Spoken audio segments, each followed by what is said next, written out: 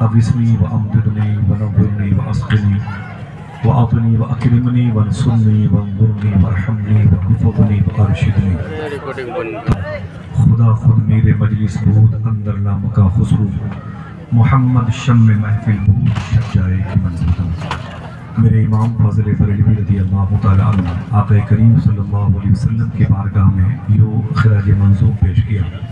آپ فرماتے ہیں ذات ہوئی انتخاب، وصف ہوئے لاجواب، نام ہوا مصطفیٰ تم پہ کروڑوں درود۔ وہ شب معراج راج، وہ صفِ محشر کا تاج، کوئی بھی ایسا ہوا تم پہ کروڑوں درود۔ جو شعر ہمیں کہنا چاہیے وہ ہمارے امام نے کہا، ہم نے خطا میں نہ کی تم نے عطا میں نہ کی، کوئی کمی سرورا تم پہ کروڑوں درود۔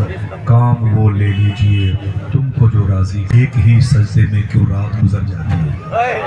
میرے بڑے بھائی شاہ مختوم گرامی محبوب گوھر صاحب کی آمد کا معاملہ تھا، اس وقت یہ نعت پڑھی اور حبیب اللہ نوری صاحب نے اس کلام کو پڑھا تھا، ایک ہی سجدے میں کیوں رات گزر جاتی ہے۔ زمین میں وسعت بہت ہے، لیکن اس قافیہ ردیف کے اہتمام کے ساتھ بہت زیادہ نعتیں نہیں کہیں گی، ٹھیک ہے، لیکن ایک مطلب مجھے یاد آیا جو ایام نظامت میں کبھی استعمال ہوا تھا۔ جب نظر جانب دربار دیگر جاتی ہے، جب نظر جانب دربار دیگر جاتی ہے، دل کی تسکین بغاوت پہ اتر آتی ہے۔ جب نظر جانب دربار دیگر جاتی ہے، دل کی تسکین بغاوت پہ اتر آتی ہے۔ آپ بیٹھے رہیں تو نعت کا ایک شعر پڑھوں۔ استاذ العلماء علامہ جمیل اختر صاحب اور استاذ العلماء علامہ گوھر صاحب قبلہ تشریف فرمائیں۔ مجھے یہ شرف حاصل ہے کہ ان کی جو کتاب ہے منظوم سبحان اعلیٰ حضرت، ایک ایسا تاریخی کارنامہ ہے جو اس سے پہلے اور اب تک بعد میں بھی بہت مشکل ہے۔ اعلیٰ حضرت سرکار کی بارگاہ میں یوں خراج پیش کرنے کا جو طور امتیاز، جو تمغہ نور ان کے حصے میں آیا، وہ اپنی مثال ہے۔ باذن اللہ یہ کار نمایاں ان کے حصے میں آیا پر تو فیض رسول اکرم صلی اللہ علیہ وسلم ہمارے لیے بہت بڑی بات ہے کہ ہم ایسی شخصیت کے دور میں زندہ ہیں جنہوں نے اس حوالے سے اس نہج پر اعلیٰ حضرت کی بارگاہ میں خراج پیش کیا ہے۔ مجھے اس بات کی خوشی ہے کہ میں نے ان کی کتاب کو حضور غوث پاک کی بارگاہ کی لائبریری میں پیش کرنے کا شرف حاصل ہے۔ الحمدللہ۔ بھائی محترم نغمہ سوز ساز بلالی، محترم نادر جمالی صاحب،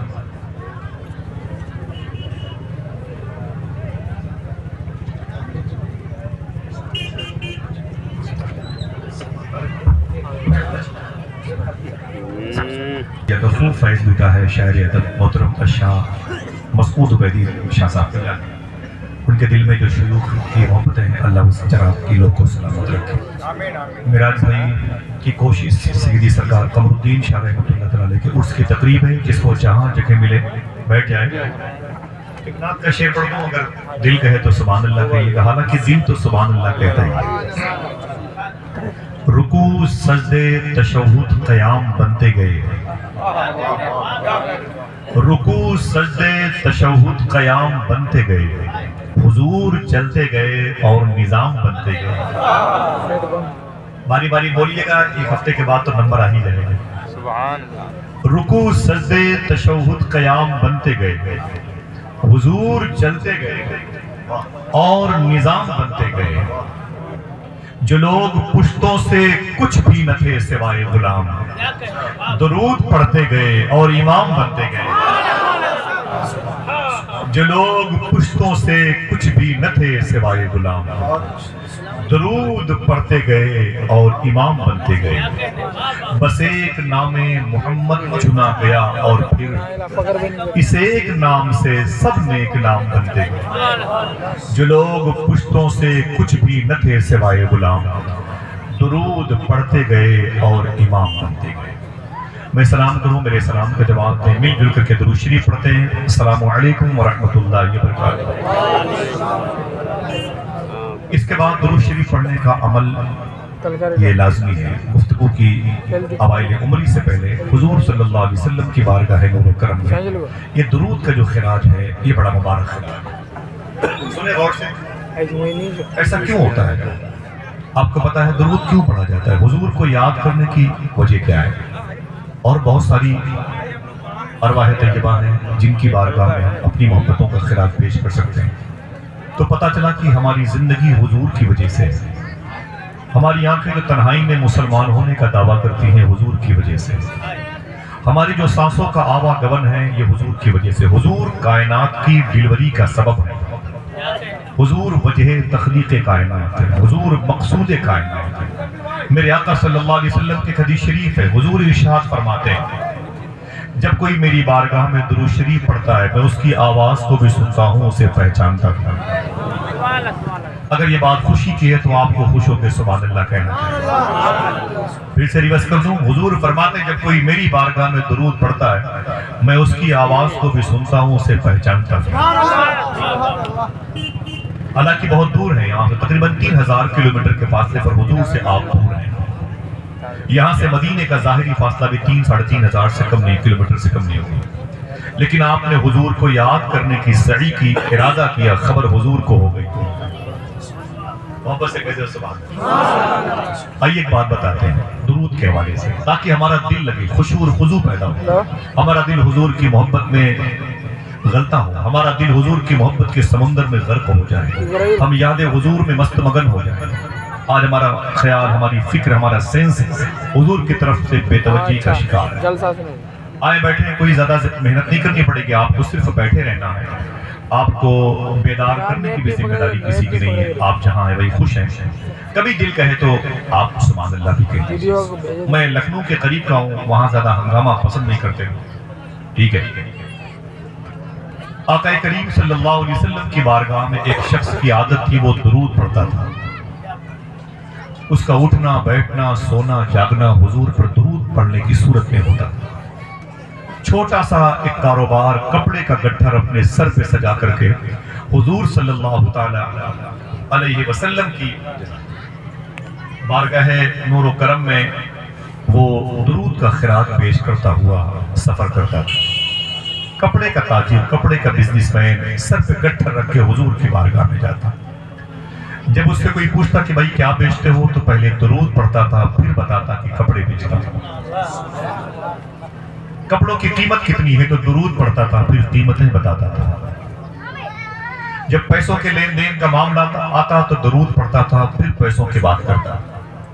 وہ واپس ہوتا تو حضور پر درود پڑھتے ہوئے واپس ہوتا۔ وہ کہتا ہے کہ اپنے چھپر میں سونے کی عادت تھی میری، میں نے کبھی حضور کو دیکھا نہیں۔ وہ کہتا ہے کہ ایک رات میں اپنے گھر میں سویا، عادت تھی سونے سے پہلے حضور پر درود پڑھتا تھا۔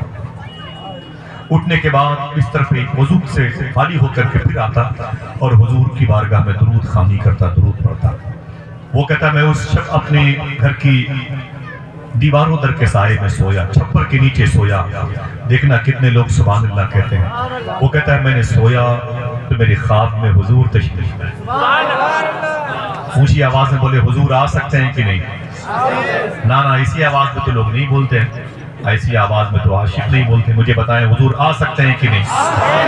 دل سے بولیں حضور تو حضور ہے، حضور کے بیٹے کا عالم کیا ہے؟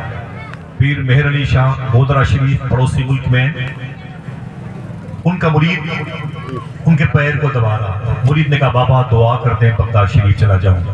آپ 10 سے مس نہیں ہوئے، اس نے کہا بابا دعا کر دیں بغداد چلا جاؤں گا۔ پیر صاحب ہلے تک نہیں، اس نے کہا پھر بابا جی آپ دعا کر دیں میں سیدنا شیخ غوث پاک کے روزے پہ جانا چاہتا ہوں۔ پیر مہر علی شاہ نے آنکھیں کھولی، فرمایا کیا؟ کہا حضور دعا کر دیں بغداد شریف چلا جاؤں۔ کہا کیوں؟ بغداد شریف کیا کرے گا جا کے؟ اس نے کہا حضور غوث پاک کے روزے کو دیکھنا چاہتا ہوں۔ پیر مہر علی شاہ اٹھ کے بیٹھ گئے، فرمایا اگر غوث اعظم یہیں آ جائے تب۔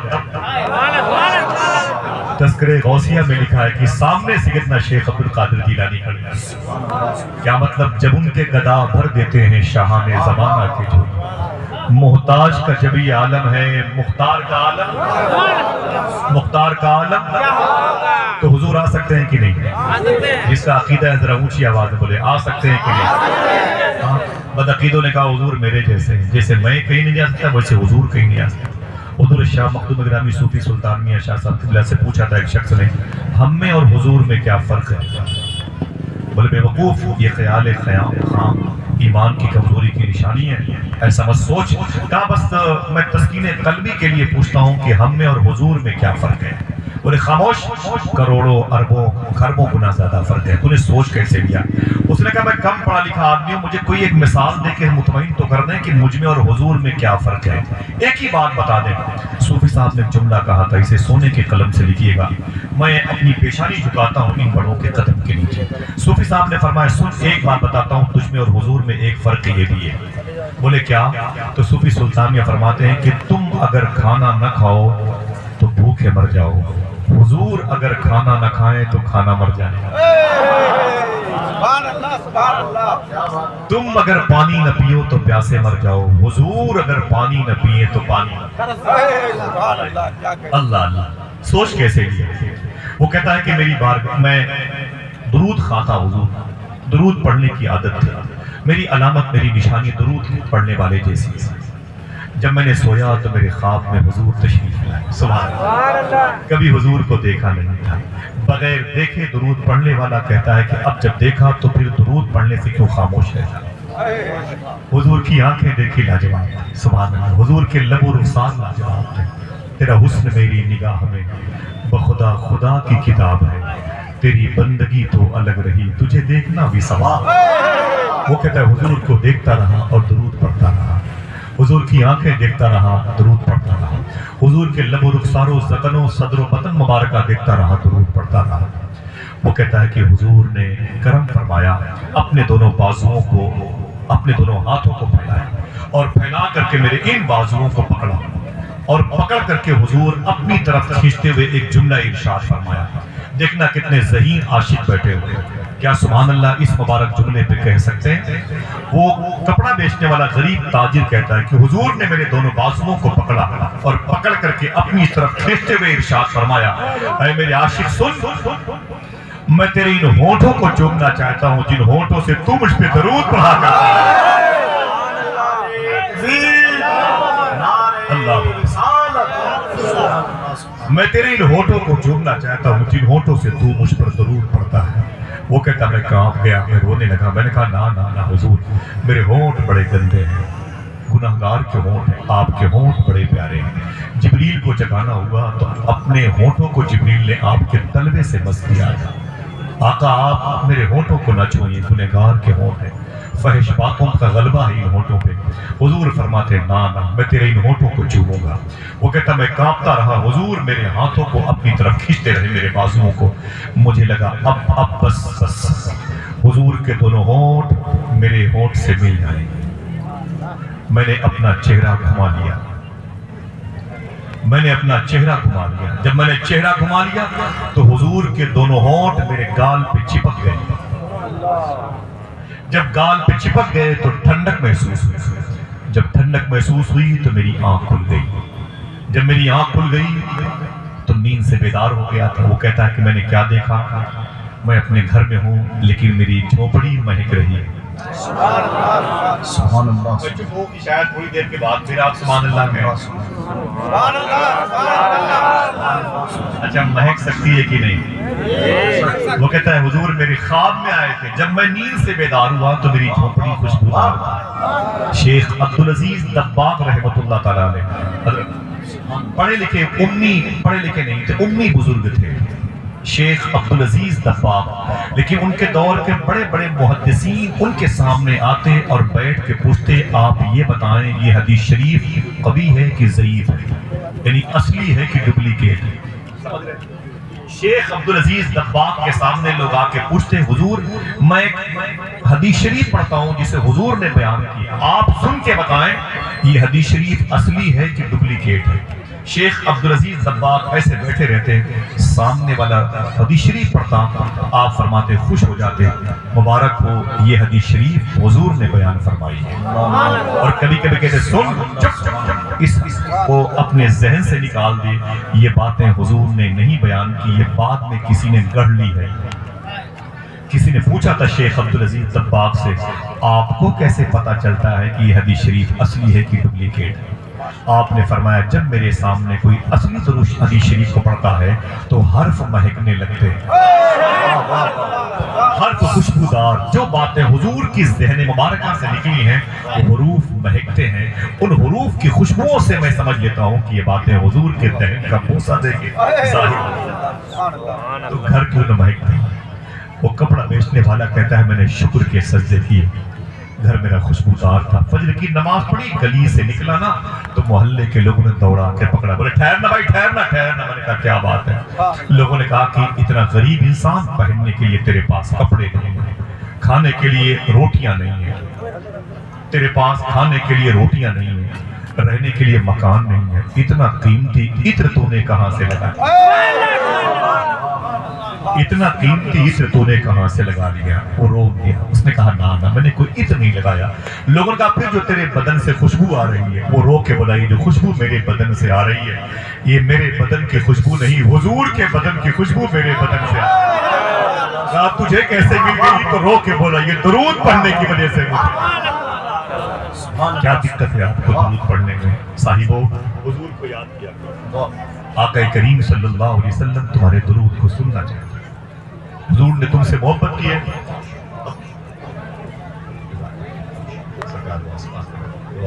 حضور صلی اللہ علیہ وسلم نے تمہیں بہت یاد کیا۔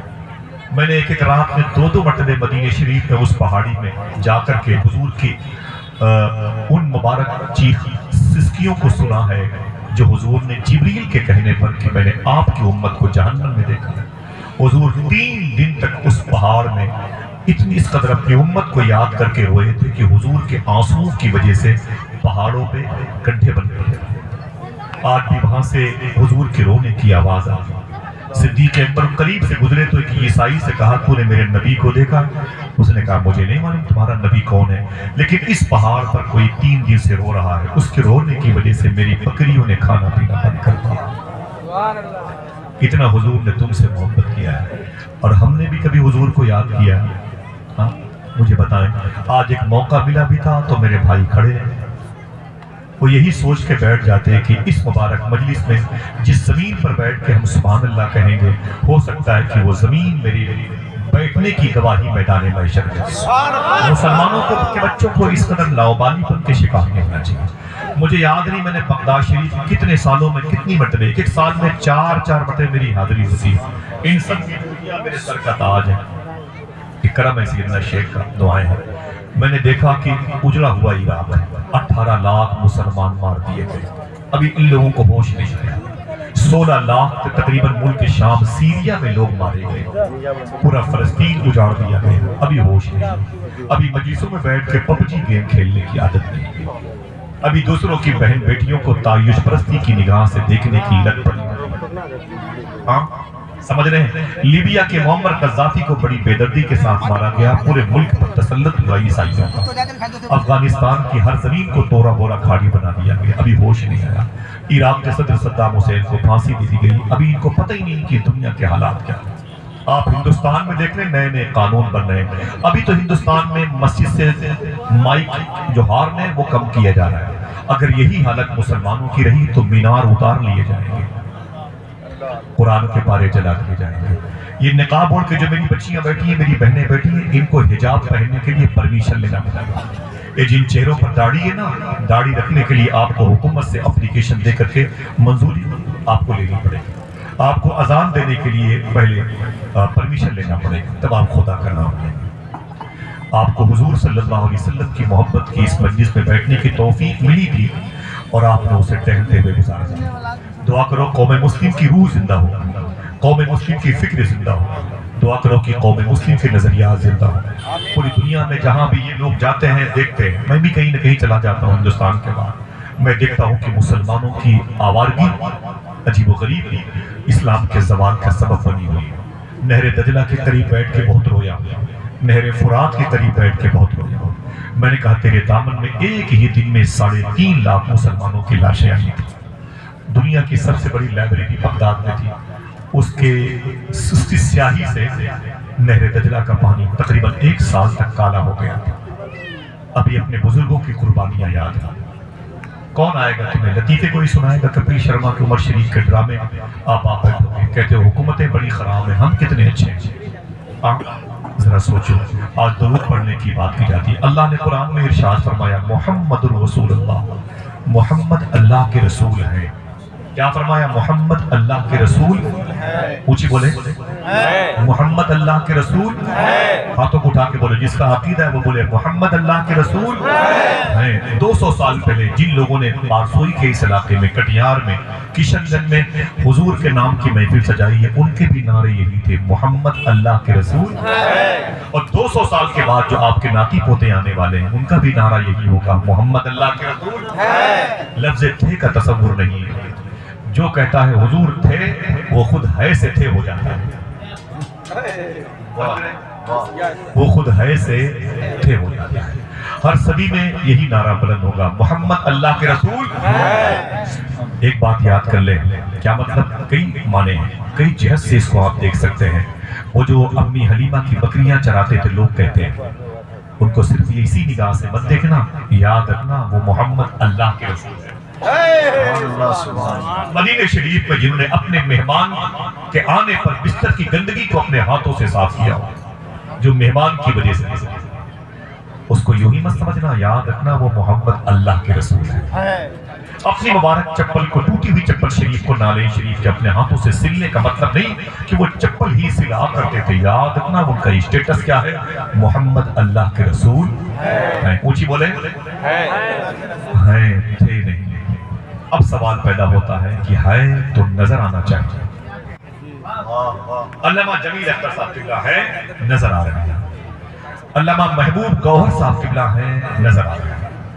آپ کے سروں پر ٹوپیاں ہیں نظر آ رہی ہیں. میری ماں بہنیں بیٹھی ہیں موجود ہیں. یہ تمام تر لوگ بیٹھے ہوئے میرے بھائیوں دوستوں جن لوگوں نے پنڈال کے نیچے اپنی گاڑی کھڑی کی ہے بائک رکھے موٹر سائیکل تو میں گزارش کروں گا کہ آپ ہٹا لیں. ادھر ترپال وغیرہ بچھایا جائے گا. آپ کے بیٹھنے کا انتظام کیا جا رہا ہے. آپ دل سے بیٹھ جائیں. بائک اپنی اپنی گاڑی سائڈ کر لیں اور وہاں لوگوں کے بیٹھنے کا انتظام کریں. نعرے تکبیر نعرے رسالت مسلک اعلیٰ حضرت عرص سرکار حضرت قمر الدین شاہ بابا محمد اللہ کے رسول ہے. آرام کریں آپ بھی آپ کے دل کو سکون ملے انشاءاللہ. محمد اللہ کے رسول. اونچی آواز میں آپ ہیں تو نظر آ رہے ہیں. محترم حبیب اللہ نوری صاحب کی آواز محسوس ہو رہی تھی. مسعود بھائی بیٹھے تھے تو پروف موجود ہے. اگر حضور ہے تو کہاں ہے؟ وہ جو محمد اللہ کے رسول ہیں زو مانے لفظ ہیں کہ ان کا منصب ہے. ایک اشارہ ہیں وہ ہیں یہی ہیں. اگر یہی ہے تو نظر آنا چاہیے. سوال کہ حضور کا حجر خاص کیا ہے, حضور کی قیام گاہ کیا ہے, حضور رہتے کہاں ہیں, حضور کے رہنے کی ٹھہرنے کی جگہ کیا ہے. آواز آئی حضور اپنے عاشقوں کے دلوں میں رہے. حضور شیخ الاسلام نے فرمایا تھا بڑے لطیف ہیں نازک سے گھر میں رہتے ہیں, میرے حضور میری چشم تر میں رہتے ہیں. قیام ان کا نہ فرش زمین عرش بری, وہ اپنے چاہنے والوں کے گھر میں رہتے. اگر کوئی مدینے والے سے محبت کرے تو اس کا دل مدینہ ہوتا ہے. اگر کوئی مدینے والے سے کسی کی بچیاں پیار کرے تو ان بہن بیٹیوں کا دل حضور کی محبت کا ATM ہوتا ہے, حضور کی محبت کا آئینہ دار ہوتا ہے. وہ کون لوگ ہیں جن کو دیکھ کے لوگ کہتے تھے وہ محمد جو اللہ کے رسول ہیں وہ اسی کے دل میں ہے. آپ کو ڈھونڈنا چاہیے. آپ نے ڈھونڈ لیا ایفل ٹاور کہاں ہے, چائنا کی دیوار کہاں ہے, برج خلیفہ کہاں, یہ تو ڈھونڈ لیا ہوتا حضور کس کے دل میں رہتے ہیں. یہ کون ڈھونڈے گا؟ آپ کی ذمہ داری نہیں ہے. خالی برانڈڈ سامان استعمال کریں گے. سنیں آپ اس مبارک لیکن اگر کوئی کھڑے ہو کے سننا چاہتا ہے سنیں, بائک پر بیٹھ کے سننا چاہتا ہے سنیں. میں چاہتا ہوں کہ آپ سنیں. نہیں سنو گے تو پھر ہمیشہ اپنی بربادی کی داستان سنتے رہو. کوئی نہیں بچائے گا تمہیں. بڑی زمین دیکھی ایک قابل قدر شخصیت حضور مفتی سلمان اعظمی شاہ صاحب اللہ کی جیل میں سچ بولنے کی سزا جیل ہوگی. سمجھ رہے ہیں آپ کہاں جائیں گے؟ ان کے لیے تو بڑی کائنات حمایت کرنے والے. ہمارا اور آپ کا کیا ہوگا؟ کوئی پرسان حال نہیں ہوگا. سنیں آپ, محمد اللہ کے رسول ہیں, اگر ہیں تو کہاں عاشقوں کے دل میں وہ عاشق کیسے ہوتے ہیں؟ وہ کیا بارش کے دنوں میں پیڑ پر پودوں سے وہ ٹپکتے ہیں, زمین کی کوکھ سے نکلتے ہیں, کھیت کھلیان کی فصلوں سے باہر ہوتے ہیں؟ نا. آئیے دیکھیں وہ عاشق کیسا ہوتا ہے, جس پر کرم ہو جائے اس کے دل میں حضور ہوتے ہیں. اللہ کے فضل کی بارش میں جو شرابور ہو جائے اس کے دل میں حضور ہوتے ہیں. ایک بات بتاتا ہوں, 8-10 سال کے بچے سگریٹ پیتے ہیں, مسلمانوں کے بچے. ان ماؤں کو اتنی فکر نہیں ہے, اور ہمیں بھی اتنی فکر نہیں ہے کہ ہمارے بچے 10 سال کے سگریٹ پیتے ہیں. ہمارے بچے 10 سال کے وہ ایوی کمپوز نشے کی گولیاں کھاتے ہیں, وہ شراب خانوں کی لائن میں لگے رہتے ہیں, قوالی کے محفلوں میں سامنے بیٹھیں گے, بولے کہ ابھی میرے بیٹے کی عمر ہی کیا ہے, ابھی کھیلنے کودنے دو. میں بتاتا ہوں یہ عمر اس کے عشق رسول سیکھنے کی تھی. اس عمر کا ایک بچہ مدینہ شریف میں تھا. تھوڑی سی اس کی آواز بڑھا دیں, اور باہر کی آواز بند کر دیں بھائی, آواز بڑھا دیں, ایکو بند رکھیے گا, آواز بڑھا دیں اس کی, ٹھیک ہے؟ تھوڑی سی آواز مائک کے بڑھا دیں, اور کوئی دقت نہیں, بہت اچھا مائک میرے حساب سے. پوری کائنات سے مطلب نہیں, بس آپ بیٹھے ہیں. کل میں نے گفتگو کی تھی اسلام کے ٹاپک پر, ان الدین عند اللہ الاسلام. آپ تھے, آپ کو یاد ہے کچھ باتیں؟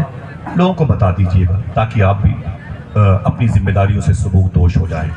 ایک بچہ ہے 8-10 سال کا مدینہ شریف میں, اس کا باپ حضور کا دشمن ہے, وہ یہودی ہے.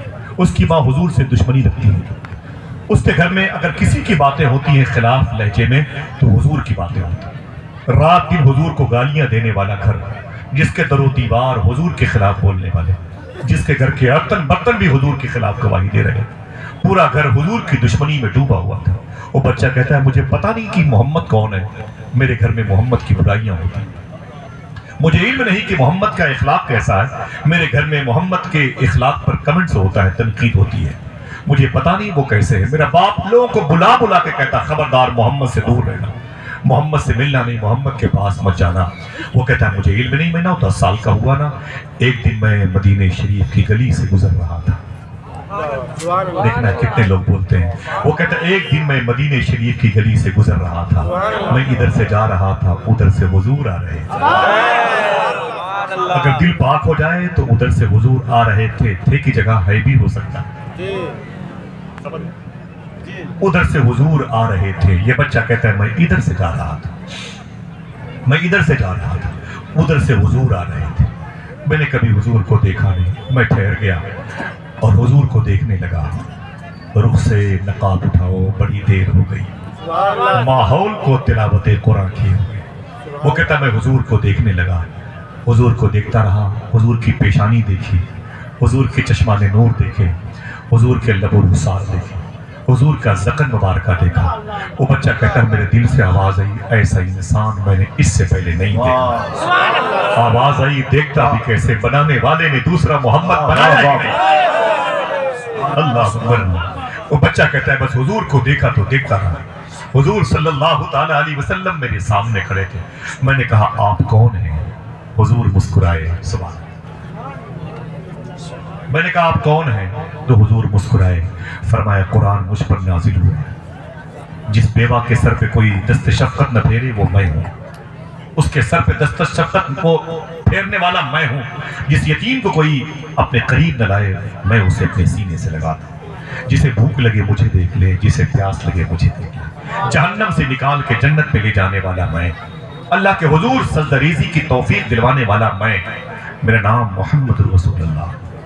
وہ بچہ کہتا ہے حضور کو میں دیکھ ہی رہا تھا, حضور تشریف لے گئے. حضور تو چلے گئے لیکن حضور میری آنکھوں کے راستے سے میرے دل میں آ گئے. کیا میں یہ کہہ سکتا ہوں کہ محبت کی ہو تو جانو؟ کیا میں پوچھ سکتا ہوں محبت کی ہو تو جانو؟ تم نے کبھی کسی عظیم شیخ کو دل دیا ہو تو جانو؟ تم نے کبھی کسی صاحب آستانہ سے محبت کی ہو تو جانو؟ کبھی تمہارے دل میں تمہاری ماں کی محبت کی انگڑائی نے جنم لیا ہو تو بتاؤں کہ محبت کسے کہتے ہیں؟ شاعر نے کہا تھا یہ عشق نہیں آسان, بس اتنا سمجھ لیجئے ایک آگ کا دریا ہے اور ڈوب کے جانا. محبت بچوں کا کھیل نہیں ہے. یہ ٹیچر لوگ ہیں جو دوسروں کی بہن بیٹیوں کو اپنے موبائل پر ویڈیو کال کے ذریعے سے برائی کی دعوت دیتے ہیں. خدا کی قسم یہ عشق نہیں ہے, فراڈ ہے. امام غزالی فرماتے ہیں دنیا ایک حسین دھوکہ ہے, اے لوگوں اپنی آنکھیں پاک کر لو تاکہ حضور خواب میں آئیں، ورنہ آنکھیں اگر ناپاک رہیں حضور آ گئے تو حضور کو کیسے دیکھو گے؟ ایک بچے سے پوچھا گیا اگر حضور تجھے خواب میں نظر آ جائیں تو حضور سے کیا سوال کرے گا؟ سوال سمجھ گئے؟ سوال سمجھ گئے؟ ایک لڑکے سے پوچھا گیا اگر حضور تجھے خواب میں نظر آ جائیں تو حضور سے کیا پوچھے گا؟ بچہ رونے لگا، کہا حضور سے میں کچھ نہیں پوچھوں گا۔ کہا کیوں؟ کہا اگر میں نے حضور سے کچھ پوچھا تو حضور کہیں گے تیرے اس سوال کا جواب میرے قرآن میں ہے، اس سوال کا جواب میری حدیث شریف میں ہے، تو مجھ سے یہ سوال کیوں کرتا ہے؟ اس کا مطلب تو نے قرآن پڑھا نہیں۔ وہ کہتا ہے حضور کی روح کو تکلیف ہو جائے گی، کچھ پوچھ کر کے میں حضور کو تکلیف نہیں دینا چاہتا۔ سمجھ رہے میری بات؟ حضور کو تکلیف نہیں دینا چاہتا۔ ایک شخص سے پوچھا گیا اگر تو نے کبھی خواب میں حضور کو دیکھا تو کیا کرے گا؟ وہ کہتا ہے کروں گا کیا، بس حضور کو دیکھتا رہوں، ایک بس حضور کو دیکھتا رہوں گا۔ تیرا حسن میری نگاہ میں بخدا خدا کی کتاب ہے، تیری بندگی تو الگ رہی تجھے دیکھنا بھی ثواب ہے۔ وہ بچہ کہتا ہے بس حضور چلے گئے لیکن میرا دل بھی لے کے چلے گئے۔ میں اپنے کام سے فارغ ہوا گھر آیا تو میرے گھر میں میری ماں نے حضور کے خلاف گالیاں دینی شروع کر دی۔ میں تعجب میں پڑ گیا، جس کی آنکھیں اتنی سچی ہو وہ غلط نہیں ہو سکتا، جس کے ہونٹ اتنے پیارے ہوں وہ جھوٹا نہیں ہو سکتا ہے۔ میرے باپ کو میری ماں کو خبر ہی نہیں ہے۔ اللہ اللہ اس نبی کی برائی کرتے ہیں۔ وہ بچہ کہتا ہے میں دن بھر اپنے کام میں بزی رہتا، 9-10 سال کا تھا، لیکن جب رات میں بستر پہ آتا تو حضور یاد آتے تھے۔ غزل کا شعر پڑھ دوں؟ دن تو ہنس بول کے بچوں کی طرح بیت گئے، یا رسول اللہ رات آئی تو تیری یاد نے سونے نہ دیا۔ بچہ کہتا ہے حضور یاد آتے، میری آنکھوں سے آنسو نکلتے، میں تڑپتا رہتا، اپنے بستر پہ حضور کو یاد کرتے کرتے سو جاتا۔ میں نے حضور کو بہت یاد کیا، بڑی راتیں میں نے جاگ کے گزاری ہیں۔ ابھی میں نے کلمہ نہیں پڑھا، اسلام قبول نہیں کیا، لیکن ذرا سا ثقیل جملہ ہے، اگر اجازت دے تو کہہ دوں کہ گویا وہ بچہ کہنا چاہتا ہے ابھی میں اقرارم باللسان کی منزل سے نہیں گزرا لیکن وتصدیقم بالقلب کی منزل سے گزرا۔ میری زبان پر کلمہ نور ظاہر نہ ہوا لیکن میرا دل حضور کی محبت میں لبریز۔ ذرا پیار سے کہہ دو سبحان اللہ۔ کیا کہا تھا شاعر نے؟ دل جس میں زندہ ہے وہ تمنا تمہیں تو ہو، ہم جس میں بس رہے ہیں وہ دنیا تمہیں تو ہو، جو دستگیر ہے وہ تمہارا ہی ہاتھ ہے، جو ڈوبنے نہ دے وہ وسیلہ تمہیں تو ہو۔ وہ بچہ کہتا ہے میں تڑپتا تھا، میں تڑپتا رہا، میں حضور کی محبت میں اتنا بیمار ہوا، اتنا تڑپا کہ میں بیمار ہو گیا۔ کون سی بیماری تھی؟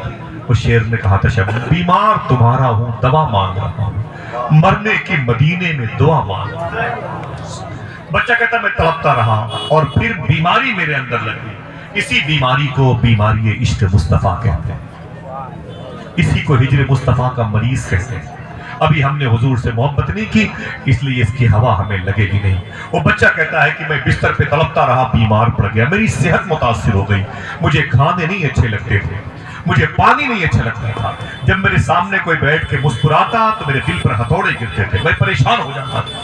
میرے باپ نے بڑے بڑے مستشفیٰ ہاسپٹل، بڑے بڑے اطباء طبیب کے پاس وہ مطب خانے لے گیا لیکن مرض بڑھتا گیا جو دوا کی، میری بیماری کم نہ ہوئی۔ وہ بچہ کہتا ہے میں بستر پہ بستر بن گیا تھا، باپ کو یقین ہو گیا کہ میرا بیٹا بچے گا نہیں۔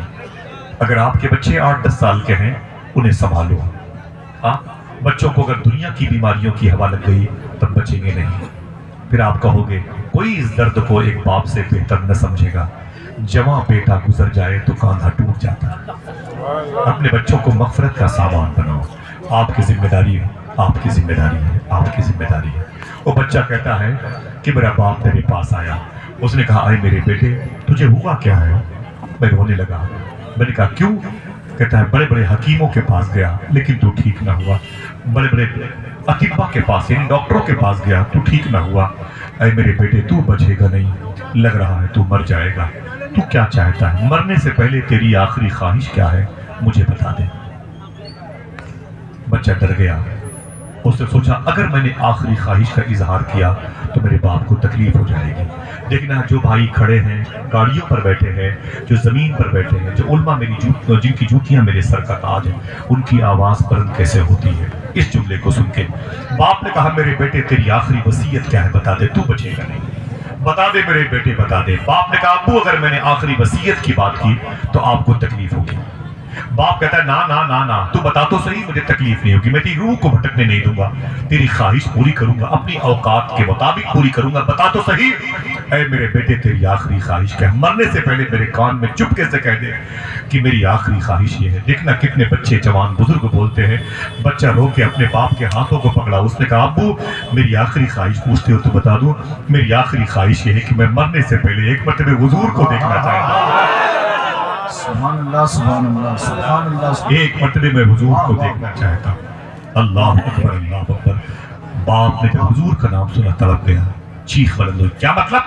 बोले अब्बू इतना वक्त नहीं है कि आपको मैं मतलब बताऊं, अगर आपको सहमत न हो तो हुजूर को बुला दीजिए।